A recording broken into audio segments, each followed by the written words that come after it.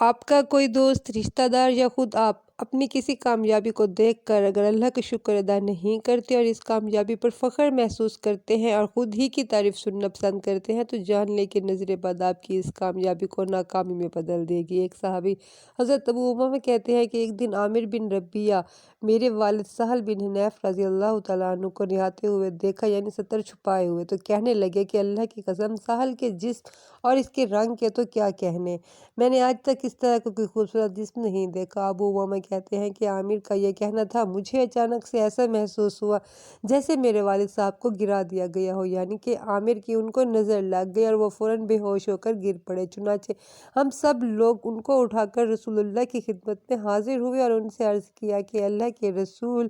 آپ سہل کے علاج کے لیے کیا تجویز کرتے ہیں؟ اللہ کی قسم یہ تو اپنے سر بھی نہیں اٹھا سکتے۔ آپ صلی اللہ علیہ وآلہ وسلم نے سہل کی حالت کو دیکھ کر فرمایا کہ کیا کسی شخص کے بارے میں تمہارا خیال ہے کہ اس نے ان کو نظر لگائی ہے؟ تو لوگوں نے عرض کیا کہ جی ہاں، عامر بن ربیعہ کے بارے میں ہمارا گمان ہے کہ انہوں نے ان کو نظر لگائی ہے۔ راوی کہتے ہیں رسول اللہ نے یہ سن کر عامر کو اپنے پاس بلایا، ان کو سخت لاپرواہ کہہ کر ڈانٹا اور فرمایا کہ تم میں سے کوئی اپنے بھائی کو کیوں آخر مارنے کے پیچھے پڑا ہوا ہے؟ تم نے سہل کو برکت کی دعا کیوں نہیں دی؟ پھر آپ نے عامر کو حکم دیا کہ تم سہل کے لیے اپنے اعضاء کو دھو اور اس پانی کو اس پر ڈال دو۔ چنانچہ عامر نے ایک برتن کے اندر اپنے منہ، ہاتھ، کونیاں، گھٹنے، پاؤں کی انگلیاں اور اپنے زیر نوف جسم یعنی ٹانگوں کو دھویا اور اس پانی کو عامر نے سہل پر ڈالا اور اس کا اثر یہ ہوا کہ حضرت سہل فوراً اٹھ کر کھڑے ہو گئے اور لوگوں کے اندر ایسے گھل مل گئے جیسے ان کو کچھ ہوا ہی نہیں۔ نظر بد یا نظر لگنا قدیم تصور ہے جو کہ دنیا کے مختلف قوموں کے اندر ہزاروں سالوں سے پایا جاتا ہے۔ اسلام کی آمد سے پہلے بھی مشرکین مکہ باقاعدہ کسی شخص کو نظر بد لگا کر برباد کرنے کے لیے بالکل جادوگروں کی طرح خدمات لیا کرتے تھے، جن کے بارے میں یہ مشہور تھا کہ وہ اپنی بد نظری سے لوگوں کو نقصان پہنچا سکتے ہیں۔ اسلام کے دشمنوں نے نبی پاک اور ان کی دعوت کو نقصان پہنچانے کے لیے لوگوں کی خدمات لینے کا ارادہ کیا جو کہ نظر بد لگانے کے اندر شہرت رکھتے تھے۔ ان لوگوں کا خود یہ دعویٰ تھا کہ وہ جس بھی چیز کو نقصان پہنچانے کے ارادے سے دیکھتے ہیں، ان کے دیکھتے ہی دیکھتے وہ چیز تباہ ہو جاتی ہے، لیکن اللہ تعالیٰ نے نبی پاک صلی اللہ علیہ وآلہ وسلم کو ان کے شر سے محفوظ رکھا اور وہ اپنی تمام بد نیتوں میں ہمیشہ ناکام رہے۔ قرآن پاک میں اس طرح ہے کہ بے شک کافر لوگ جب قرآن سنتے ہیں تو ایسا لگتا ہے کہ آپ کو اپنے ہاتھوں سے، نظروں سے نقصان پہنچانا چاہتے ہیں اور کہتے ہیں کہ یہ تو دیوانہ ہے۔ اس آیت مبارکہ کے اندر نظر بد سے ہونے والے نقصان کی طرف اشارہ کیا گیا ہے جو کہ کسی بھی دوسرے انسان کے جسم پر اثر انداز ہو سکتی ہے۔ لہٰذا رسول پاک صلی اللہ علیہ وسلم کا ارشاد ہے کہ نظر کا لگ جانا بالکل حقیقت ہے۔ عام طور پر لوگ ایسا ایک دوسرے سے حسد کی وجہ سے کرتے ہیں کیونکہ ہم لوگ اللہ کا شکر ادا کرنے کی بجائے صرف اس غم کے اندر رہتے ہیں کہ اس شخص کے پاس مجھ سے زیادہ نعمتیں کیوں موجود ہیں۔ ہم لوگ اللہ کی تقسیم پر سوال اٹھاتے ہیں، حالانکہ اللہ ہم سے چھین کر کسی کو نہیں دے رہا، اس کی بجائے کہ ہمیں سوچنا چاہیے یقیناً اس شخص نے مجھ سے زیادہ محنت کی ہے تو یہ سب کمائی ہے، اگر یہ کر سکتا ہے تو میں کیوں نہیں کر سکتا۔ لیکن ہم لوگ الٹا چلتے ہیں اور کسی کی کامیابی پر خوش ہونے کی بجائے خود کچھ نہیں کرتے، دوسروں کو بھی اپنے برابر لانے کی ہر ممکن کوشش کرتے ہیں، حسد اور نظر بد سے اسے گرانے کے اندر لگے رہتے ہیں۔ رسول اللہ کا فرمان ہے کہ نظر بد اتنی بری چیز ہے کہ اونٹ کو ہانڈی تک پہنچا سکتی ہے، یعنی اتنا بڑا جانور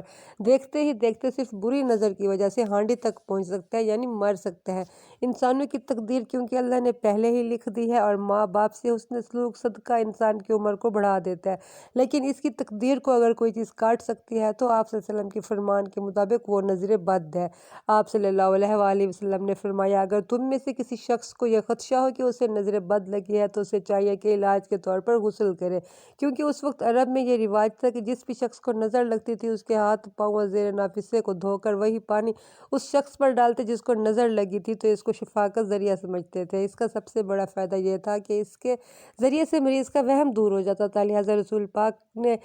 اسی طرح ہی فرمایا اگر تم میں سے کسی کو نظر لگ جائے اور تم میں سے کوئی شخص تمہارے اعضاء دھو کر مریض پر ڈالنے کا مطالبہ کرے تو اس کی بات مان لو۔ رسول اللہ نے نظر بد کی حقیقت کو بیان کرنے کے ساتھ ساتھ اس کا علاج بھی امت کو بیان کر دیا۔ جس شخص کو یہ وہم ہو کہ اس پر نظر بد کا اثر ہے، اس کے ہر ایک کام کے اندر رکاوٹ اور اچانک تکلیفیں آنا شروع ہو رہی ہیں تو اسے چاہیے غسل کرے۔ بیری کے پتوں سے غسل کرنا جادو، جنات اور نظر بد سے نجات دیتے ہیں۔ اگر آپ اسے بچنا چاہتے ہیں تو سب سے پہلے ایک کام کام کریں کہ آپ اپنے سگے رشتہ داروں کے علاوہ جو کہ آپ کی کامیابی سے خوش ہوتے ہیں ان کے علاوہ اپنی کامیابی کسی کے ساتھ بھی شیئر مت کریں، کیونکہ آپ جتنا کامیاب ہوں گے آپ کے حاسد بھی اتنے زیادہ ہوں گے۔ نظر بد کا غسل کے ذریعے علاج کرنا دراصل مریض کا وہم دور کرنے کے لیے ہے، لیکن اس کا اصل علاج ممکن ہے قرآن آیات سے، جیسے کہ حدیث مبارکہ میں بیان ہوتے ہیں۔ حضرت عائشہ فرماتی ہے کہ مجھے رسول اللہ نے حکم دیا کہ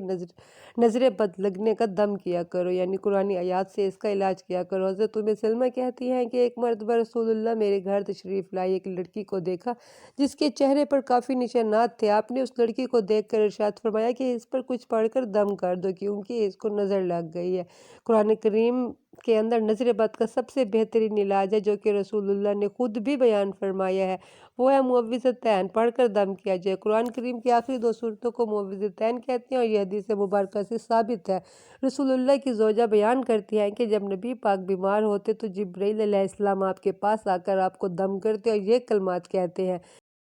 شروع اللہ کے نام سے، وہی آپ کو صحت مند کرے گا، ہر بیماری سے شفا دے گا، اور حسد کرنے والے حاسد کے شر سے اور نظر لگانے والے آنکھ کے شر سے آپ کو اپنی پناہ میں رکھے گا۔ اس کے اندر آپ کا وصال ہوا، آپ خود اپنے اوپر بالکل یہی آیات پڑھ کر دم کیا کرتے، اور جب آپ کی تکالیف بڑھ گئی تو میں سب پڑھ کر آپ پر دم کیا کرتے اور بابرکت ہونے کے باعث آپ کے ہاتھوں کو آپ کے جسم پر پھیرا کرتی۔ اور ان تمام صحیح احادیث سے ثابت ہے کہ نظر بد کوئی وہم یا توہم پرستی نہیں بلکہ حقیقت ہے، جس کے اثرات ظاہر ہونے پر دم کرنا سنت ہے۔ ایک سوال یہ بھی ہے کہ نظر بد بذات خود کیا چیز ہے؟ اس کا جواب یہ ہے کہ یہ بالکل ویسا ہی علم ہے جیسے انسان کی روح، اس کی موت اور جنات کی موجودگی کا، کہ وہ موجود تو ہوتے ہیں لیکن ہم دیکھ نہیں سکتے اور نہ ہی اب تک سمجھ پائے ہیں۔ یہ اب تک انسان اور سائنس کی سوچ سے بڑے ہیں۔